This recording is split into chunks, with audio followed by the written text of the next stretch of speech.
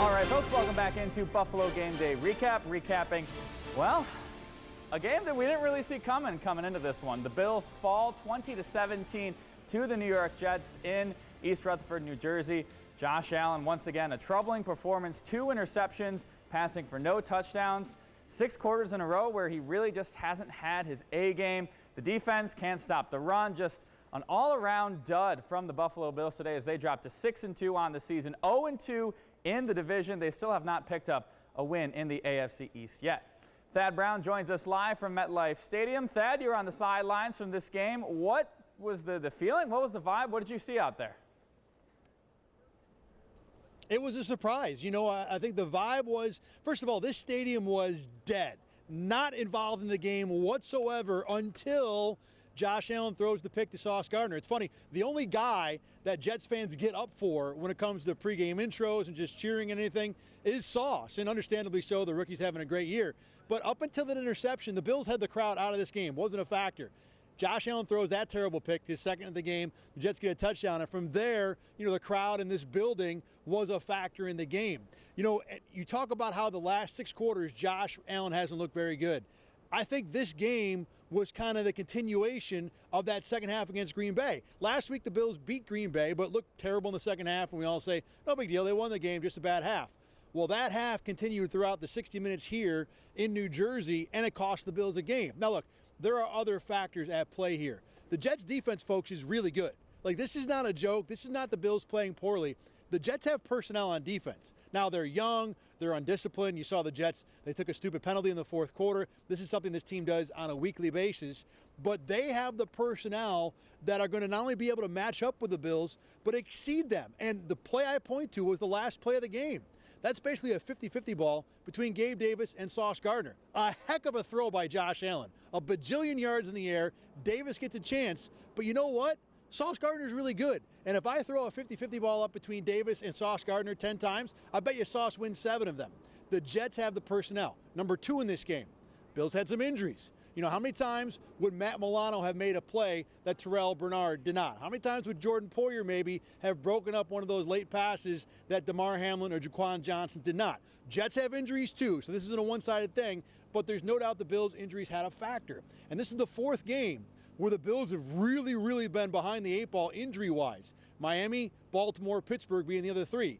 You know what? The Bills are 2-2 in those 4 games. That's probably about right. You're not going to win all of them. You're probably not going to win most of them. The fact the Bills can be down a whole bunch of people and still, you know, be at 50%, I think is a positive. But that was certainly a factor in this game.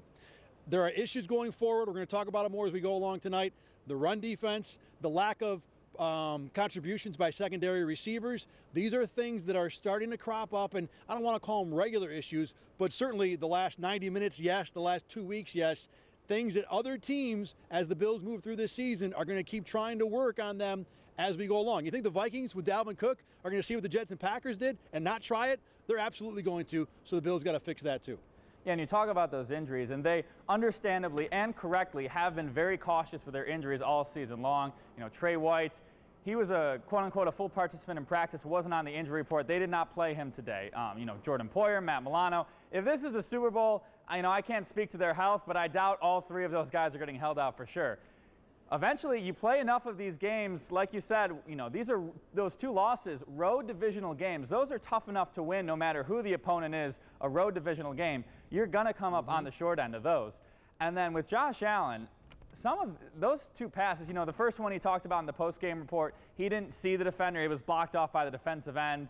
He just didn't see, well, I can't exactly quite remember the Sauce Gardner explanation, but those are just passes where you're literally just staring at it and like, what just happened? It was literally as if he was throwing it to the other team. It's like, you know, you accidentally hit the wrong button when you're playing Madden and you just reset the game because, oh, that doesn't count. I just hit the wrong button. That was such a bad throw. That's not going to happen again. It was just that kind of a day for Josh Allen. You know, he had some choice language to talk about his play and, you know, things like that. He was obviously very hard on himself, but you know, eventually, you know, you play enough of these games. I thought the storyline as this game was going through was going to be one of those where we talked about the margin for error of this Bills game. It was going to be, you know, the stars were able to carry it. Stephon Diggs had a great first half. Von Miller the sack. But, you know, sometimes you can only play so many of these games, and eventually they come up with a loss. And who knows down the line. Right now, they're only a half game up on the Dolphins and the Jets with losses to both of those teams, both of those games being played on the road, but certainly a loss that could potentially come back to haunt them down the line.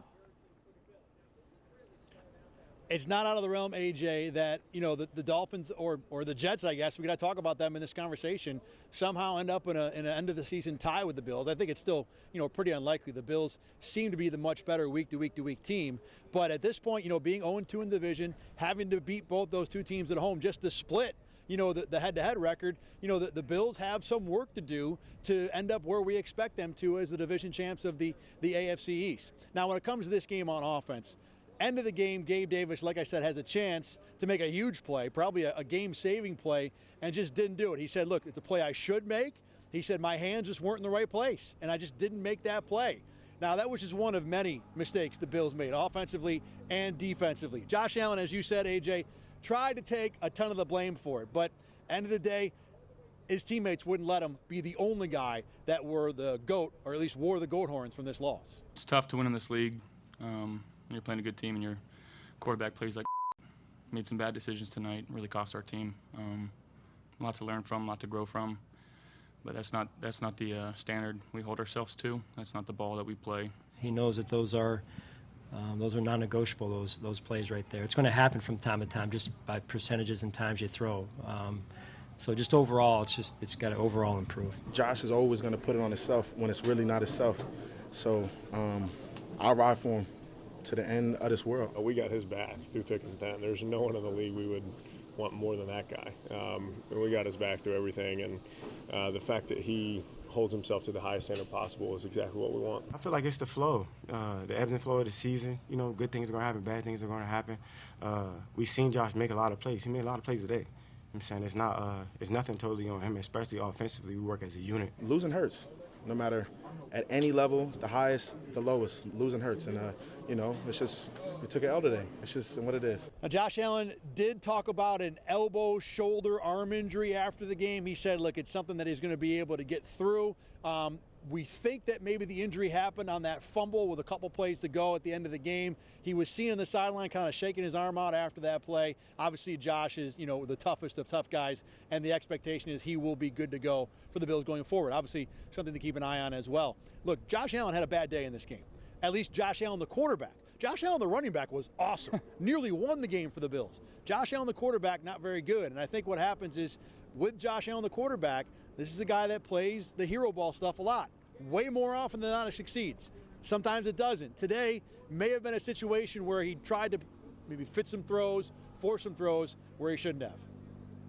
You talk about that injury. The first time that we at home watching on TV saw it was on that last drive. I think it was between the first and the second down play, or maybe after the second down. He was really, holding that arm.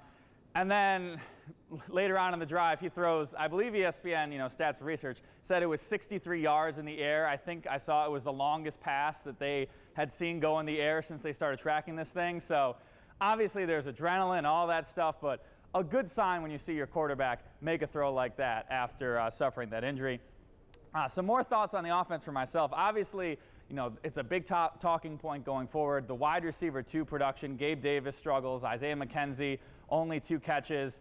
Out before this game, there was the report that Odell Beckham Jr. will be cleared to go at the end of this week, during this week. So that discussion is never going to stop, especially when Von Miller decides to post every other day about how much he wants Odell to join the team.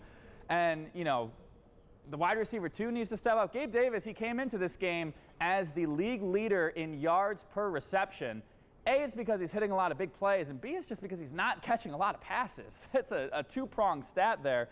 And then Dawson Knox, once again, he signs this contract in the offseason. He's kind of flown under the radar. He's dealt with some injuries and things like that, but this is a guy who's now getting borderline top 5 money. He hasn't been a top 5 tight end, certainly to this point in the season. And then I thought as Josh Allen's play deteriorated throughout the game, I thought the imagination kind of went away from Ken Dorsey's playbook. Early in that first half, you were starting to see some more James Cook things, Isaiah McKenzie, Devin Singletary had some nice plays designed for him. And I think it might have gotten a little simplified, or maybe they're just trying to get him back into a rhythm. But I liked the imagination early in that first half when things were, Ken Dorsey started to play with his toys. We were wondering when Nyheim Hines was going to get involved. He really didn't.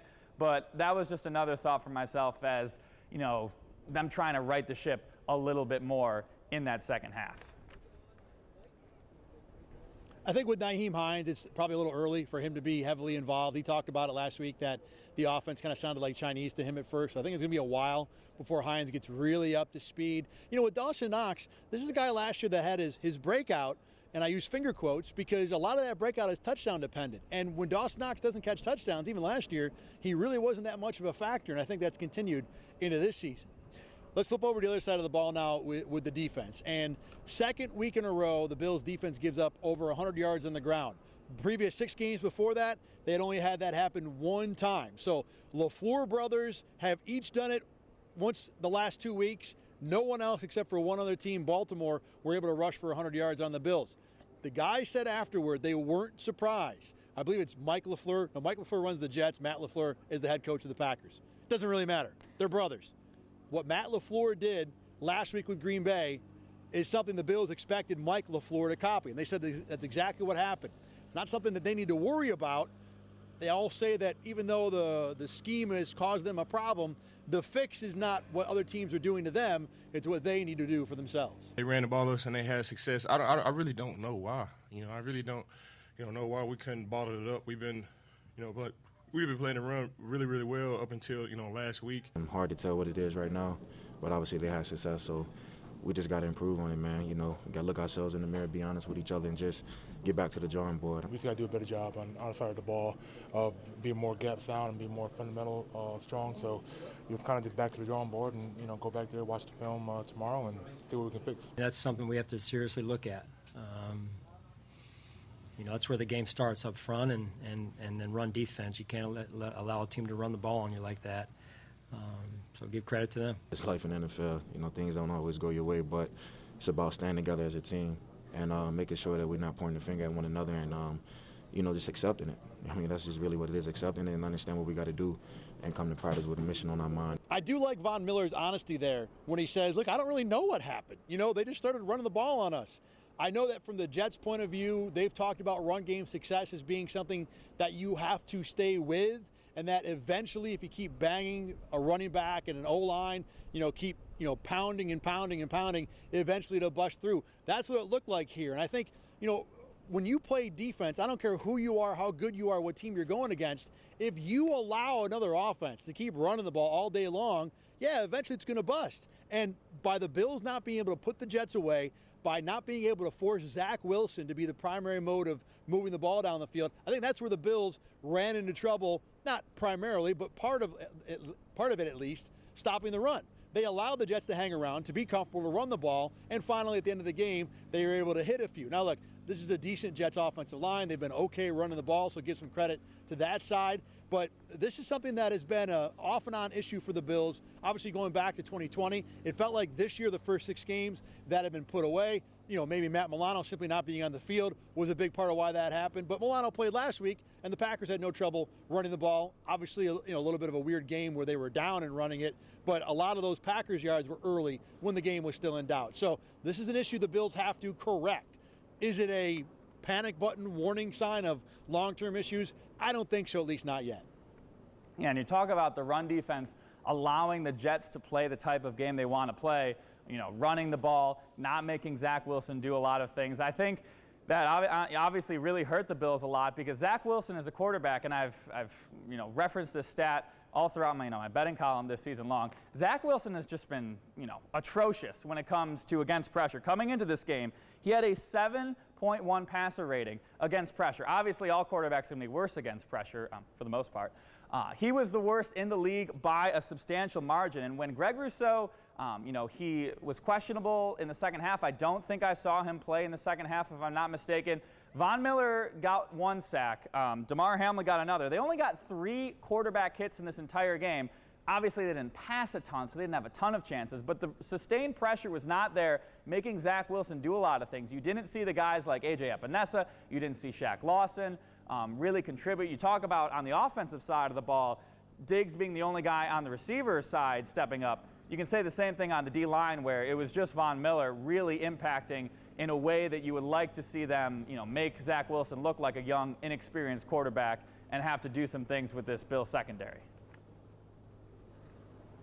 Yeah, the Jets' interior offensive line, they went out and got a big-name free agent in Laken Tomlinson. So at one guard, they actually have a name, a guy who's supposed to be pretty good. He is one of the top pass protectors this year. Because you think about where the Bills are getting the pressure from, if it's not Von Miller on the edge, it's only been Greg Rousseau.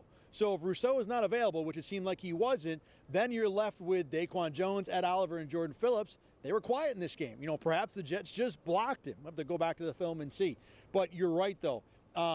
The fact that the Bills' D-line not only got run over late in this game, but also really wasn't that much a factor in the passing game is a big reason why the Jets won. I think we all walked into this game thinking, well, the Jets might be able to run a little bit, but Zach Wilson's going to be running for his life every time he throws it.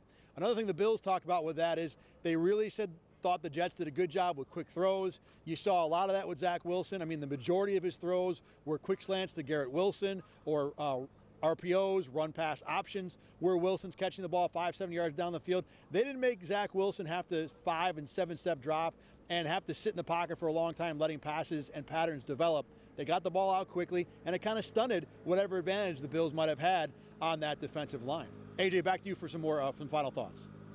Yeah, and we talk about the defense and the injuries before, and these are not small injuries, and these are not injuries that aren't going to come back later in the season. You've got Trey White, you've got Jordan Poyer, and you've got Matt Milano, three guys who all we assume will be coming back fairly soon, all three all-pros or near all-pro level. So help is coming for this Bills defense.